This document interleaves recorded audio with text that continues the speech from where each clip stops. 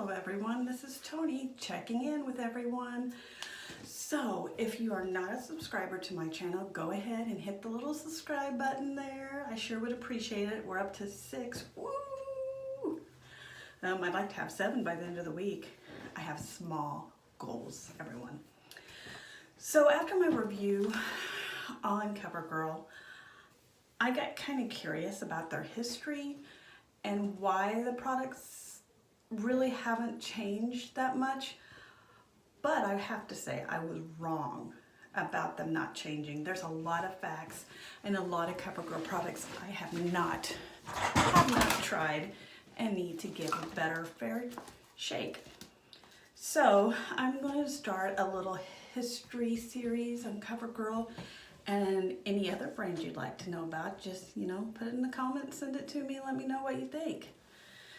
So I'm probably going to do this 2 or 3 parts, maybe more. It just depends on how much information I gather. So Covergirl, interesting enough, you notice how, remember how I said that the Covergirl Clean, if you can see that,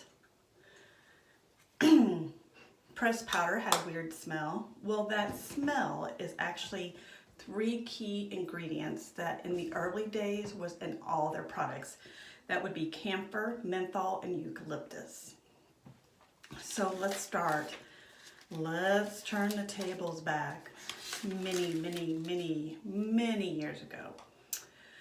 Dr. Francis T. Townsend is the one who actually originally started the Covergirl product. Now, we're going to go back way back, and back in his time, this was not called Covergirl. It wasn't even conceived yet. What was conceived was Dr. Francis T. Townsend lived in a city, Ocean City, Maryland, and he started a cream for sunburn because he had a lot of patients that had sunburn, and it was called at the time Townsend 22 or No Eczema.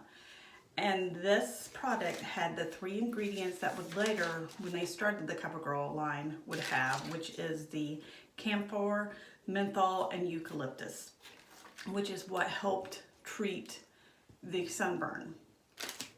Also, people would start saying, hey, you cleared up my eczema too. So that's where the No Eczema came in.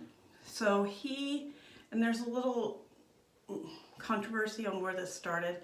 Some say he bought, some say he was given.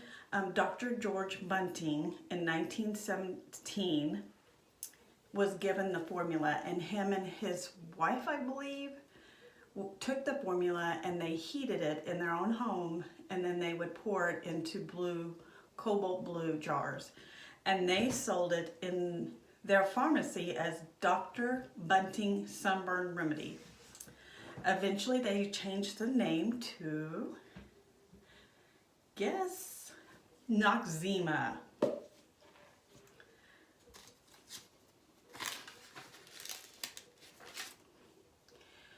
So eventually Noxema was sold statewide, and it was treated primarily for skin conditions, sunburns, etc.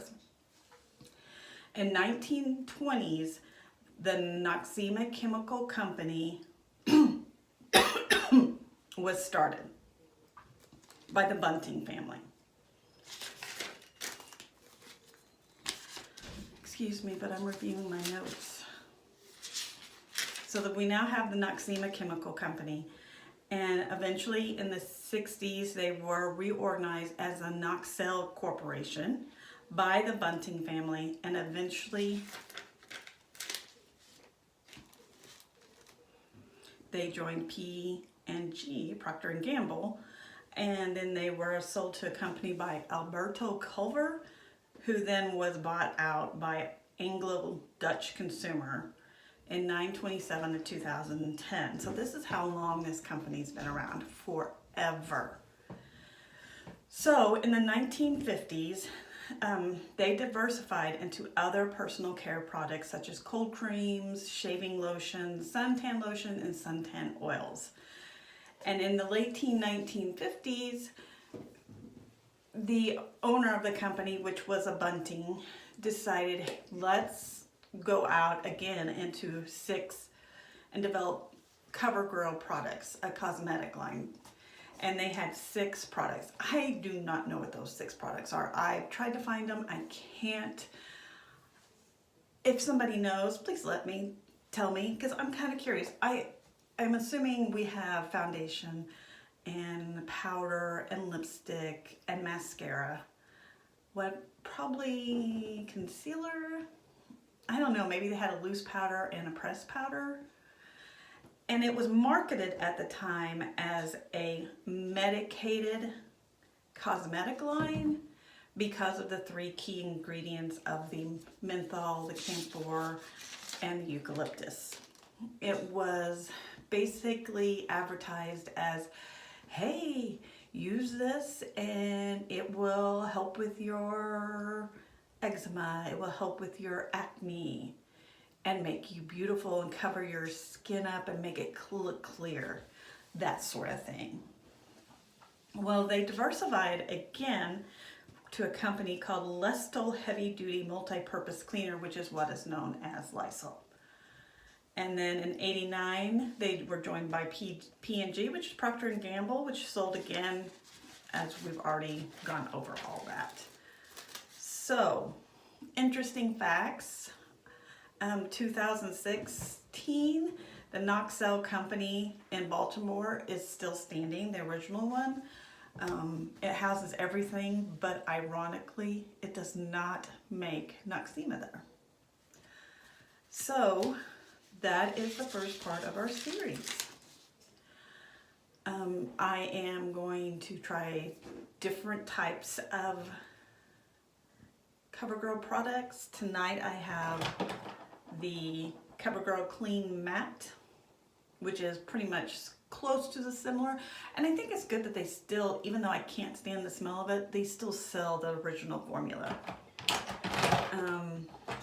The Covergirl Clean, which is what has the 3 ingredients, the menthol, the eucalyptus, and the camphor in it. I tried the Covergirl Cheekers in shade Cappuccino. The Covergirl Trublend Base Business Skin Primer looks like this. I have some eyeliners that I used. The Covergirl Smokey Nudes. And I bought this today. Covergirl Gel Mate 155. I actually really like this. It's a beautiful color and it stays on pretty much for several hours. So let me know what you think. Also, in honor of the history of Covergirl and the starting out, we should start out with, you guessed it, Noxema. We're going to do a face washing. So the product of Noxema, I actually used this in my youth. It still has the creamy base. I also read they had skin toners, but for the life of me, I couldn't find it. I could only actually find some lotions.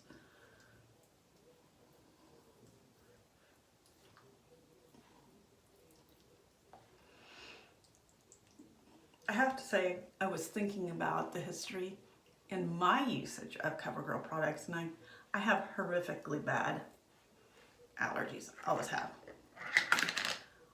But they weren't as bad as when I was a kid. And I'd like to say it's probably because of the eucalyptus.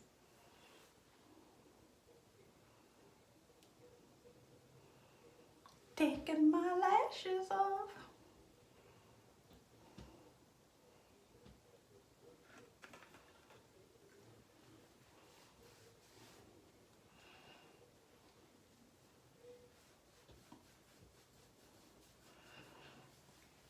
And hopefully in the next video, I won't be so nervous and won't ramble so much.